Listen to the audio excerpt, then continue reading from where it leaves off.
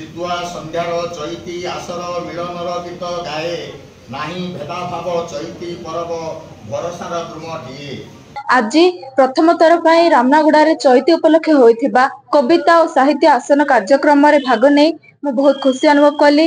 एही कार्यक्रम आसी मु बहुत किछि जानिबा को पाइली, बहुत किछि सिखिबा को पाइली, जहा कि मोर भविष्य रे मध्य काम को देबो।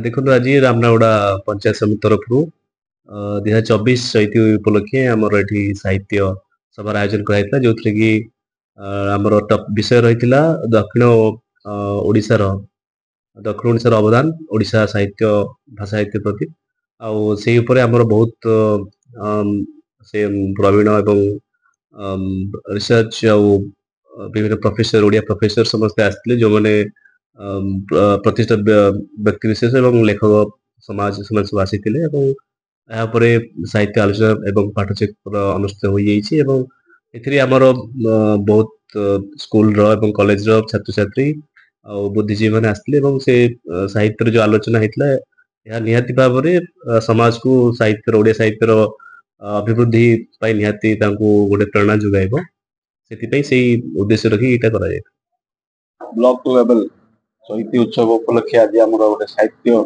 महोत्सव एवं कविता पाठ उत्सव अनुष्ठित होता है। सबू दक्षिण ओडिशार मान्यगण्य कवि साहित्यक मान जोगदे साहित्य अस्मिता उपरे आलोकपात करथिले एवं एथिरे मुख्य कथा हला ए जो आज साहित्य महोत्सव अनुष्ठित हला एथिरे छात्र छात्री माने भाग नै तांकर मूल्यवान वक्तव्य प्रदान करथिले एवं कविता पाठ करथिले। एटा होची सबुठु मुख्य जिंस जो आगामी पीढ़ी आज साहित्य विषय जानिबा पाइले, हमर ओडिया अस्मिता विषय जानिबा पाइले।